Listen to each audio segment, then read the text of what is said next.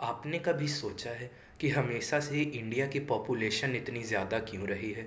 तो लोगों का जनरल आंसर होता है कि यहाँ की फैमिली साइज़ बाकी देशों के मुकाबले ज़्यादा होती है, जो कि 4.4 मेंबर्स पर फैमिली है।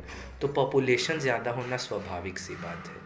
ये जवाब आज के इंडिया के कॉन्टेक्स्ट में सही है, पर मेरा सवाल ये है कि शुरू से ही इंडिया की आबादी ज़्यादा क्यों है? पॉपुलेशन ग्रोथ एक्सपोनेंशियली होती है और आज की इंडिया की पॉपुलेशन के लिए इनिशियल पॉपुलेशन का भी ज़्यादा होना बहुत ज़रूरी है। और जब हम इंडिया की बात करेंगे तो इसका मतलब इंडियन सब कॉन्टिनेंट होगा, और इंडियन सब कॉन्टिनेंट की टोटल पॉपुलेशन 1.8 बिलियन है, जो कि चाइना से 400 मिलियन ज़्यादा है। पॉपुलेशन ग्रो करने के लिए सबसे इम्पोर्टेंट फैक्टर्स होते हैं खाना और पानी। दुनिया की सबसे पहली civilisations Mesopotamia, ancient Egypt, Indus valley और एंशियंट चाइनीज़ थी। इन चारों में एक बात कॉमन थी कि ये चारों सेटलमेंट्स नदियों के पास बसी हुई थी। चाहे मेसोपोटामिया टिग्रिस और यूफ्रेट्स नदी के पास हो, इजिप्ट नील नदी के पास, चाइना की येलो नदी के पास और इंडिया की इंडस नदी के पास। और जहाँ पानी थी वहाँ खेती भी आराम से की जा सकती थी। सेटलर्स ने फिर इंडिया के दूसरे जगहों को एक्सप्लोर करना शुरू किया।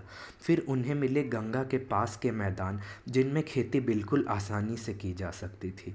यहाँ सिर्फ गंगा ही नहीं, कुल 7 नदियों ने खेती में बड़ा सहयोग किया। तो इंडिया की पॉपुलेशन को इनिशियल स्टेजेस में ही खाने और पानी की समस्या नहीं हुई, और मानसून ने सोने पर सुहागे का काम किया। मानसून के कारण बहुत सारे जगहों पर खेती और संभव हो पाई, और लोगों ने पूरे भारत में सेटल होना शुरू कर दिया। पुराने समय में राजा आपस में बहुत सारी लड़ाइयाँ करते थे, जिसके कारण जान और माल की बड़ी हानि होती थी। मेसोपोटामिया और एंशियंट इजिप्ट पर अलेक्जेंडर द ग्रेट ने हमले किए और जीता, जिसके कारण वहाँ की पॉपुलेशन में कमी आई। और चाइना में गेंगिस खान ने रूल किया, जिसमें कुल 4 करोड़ लोगों की जान गई। इंडिया में पॉपुलेशन के इंटैक्ट रहने का कारण इंडिया के नेचुरल बाउंड्री भी है, जो कि अफ़गानिस्तान की साइड हिंदू कुश माउंटेन्स और चाइना की तरफ से हिमालय और नीचे की तरफ से समुद्र से मिलती है। तो इन्वेडर्स ने भी बहुत समय तक हमला किया, लेकिन कभी सफल नहीं हो पाए। और जिन्होंने इंडिया को इन्वेड भी किया, उन्होंने भी कई सालों तक इंडिया पर राज किया, जिसके कारण कभी पॉपुलेशन की मास एक्सटिंक्शन नहीं हुई।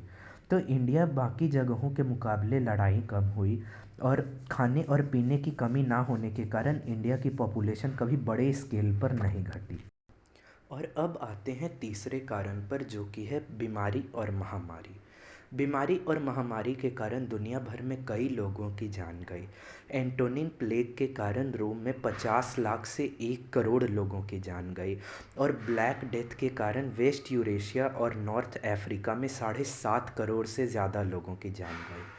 और भी महामारी जैसे प्लेग ऑफ जस्टिनियन और स्पेनिश फ्लू, इन्फ्लुएंज़ा हुए, जिनके कारण दूसरे जगहों पर भी ज़्यादा आबादी नहीं बढ़ पाई। इंडिया में भी इन्फ्लुएंज़ा और कॉलेरा के कारण बड़ी पैमाने पर मौतें हुई, पर यह 100 से 200 साल पुरानी बात है, और तब तक भारत की आबादी इतनी ज़्यादा हो चुकी थी कि उनके कारण ज़्यादा आबादी में कमी नहीं आई। तो मेरे हिसाब से इन 3 कारणों से भारत की आबादी दुनिया में सबसे ज़्यादा हुई। और अगर आपको लगता है कि इसके और भी कारण थे, तो प्लीज़ कमेंट करके हमें ज़रूर बताएं।